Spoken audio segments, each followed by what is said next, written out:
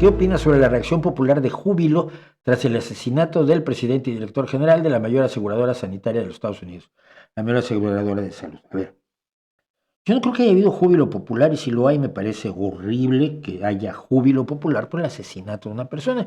Pues si esa persona se comportaba incorrectamente, el procedimiento lógico pues llevarlo ante los tribunales o el tribunal de la opinión popular, pero ciertamente 2 tiros por la espalda no son motivo de júbilo ninguno. Han pasado 2 cosas. La primera, vamos a pasar rápido sobre ella. El asesino era guapo. Y entonces en Estados Unidos hubo todo un rollo de qué guapo está el asesino, que me parecía de lo más superficial del mundo. O sea, esto pasó con Ted Bundy, ¿no? Que era un asesino en serie enormemente atractivo a los ojos de las personas a las que les gustan los hombres, por supuesto.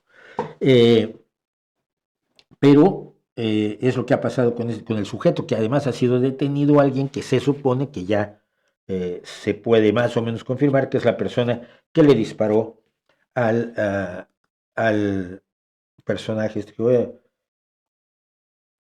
voy a dar su nombre porque se me hace muy feo estar hablando de alguien sin dar su nombre.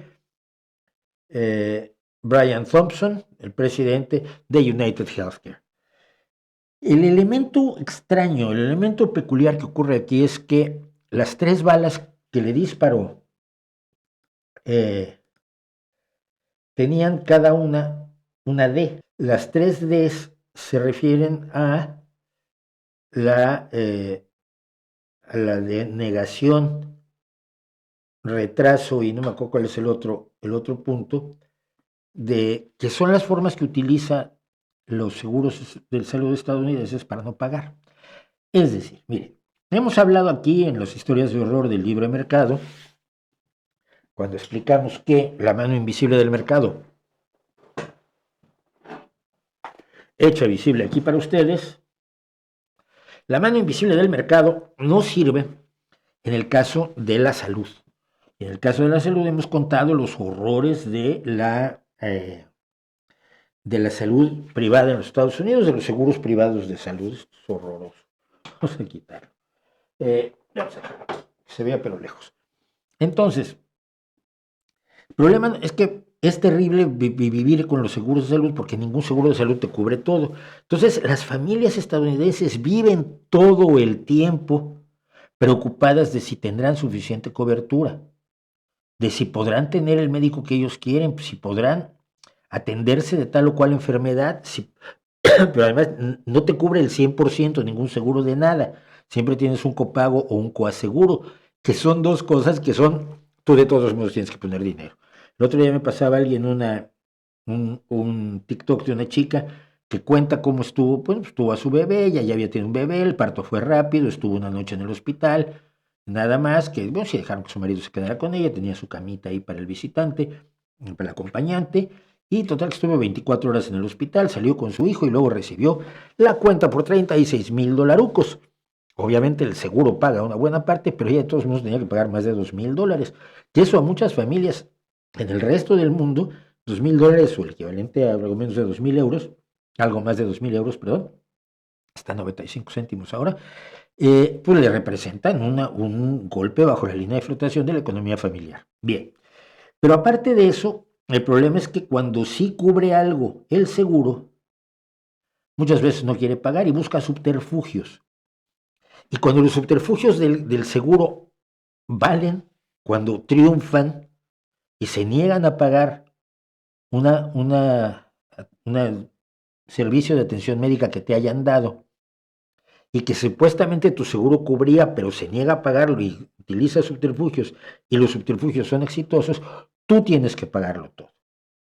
Y como decía mi queridísimo José Ramón Fernández Peña, cuando hablamos aquí, él estuvo 40 años trabajando en la salud de Estados Unidos, es obsceno que la mayoría de las quiebras personales en los Estados Unidos se deban precisamente a no poder pagar los servicios de salud. Entonces, siento que el asesinato ha sacado al aire no el júbilo por la muerte de un señor que está haciendo aquello para lo cual lo contrataron legítimamente, ¿no?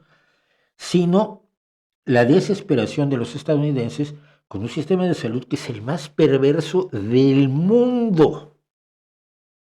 pero del mundo entero, porque no solo es todo privado, sino que es costosísimo, tremendamente costoso para las familias, para los individuos, incluso para las empresas que le dan como beneficios a sus trabajadores el pago de su seguro médico o de parte de su seguro médico. Entonces yo creo que esto ha sido un catalizador para que se debata, para que se abra en Estados Unidos el debate de el problema del sistema de salud que padecen. Porque ¿qué pasa? Cuando tú dices salud pública, salud pagada por el Estado con los impuestos, en Estados Unidos inmediatamente eres un comunista, marxista, socialista, etc. Y el otro día una chica preguntaba también así en son de broma, alguien le estaban hablando de Jesús, y digo, oye, si Jesús volviera y promoviera la salud pública, ¿tú qué harías? ¿Dirías sí, señor, o lo meterías a la cárcel por comunista?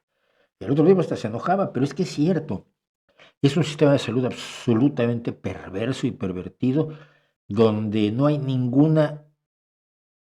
Obviamente los médicos y las enfermeras tienen consideraciones humanas porque son seres humanos y no son todos unos cínicos y unos psicópatas. Pero el sistema en sí excluye toda consideración humana. Y esto es necesario que los estadounidenses lo enfrenten porque es su angustia cotidiana permanente durante toda su vida. Desde que nacen, como este niño que nace con una deuda de $2,000, hasta que mueren y el pago de los servicios de fin de vida, incluidos los de hospicio de mantenimiento de fin de vida, representa una carga financiera enorme para las familias, ¿no? Y lo pienso ahora que una amiga mía, compañera del PSOE, por cierto, falleció hace un par de días. Pagué hace 13 años $1,500 por la visita a emergencias con mi hijo de 9 meses. 30 minutos, es Carolina Infante que nos dice. 5 centímetros cúbicos de acetaminofén, 0 diagnóstico y al día siguiente $150 por una consulta del pediatra. Pues sí,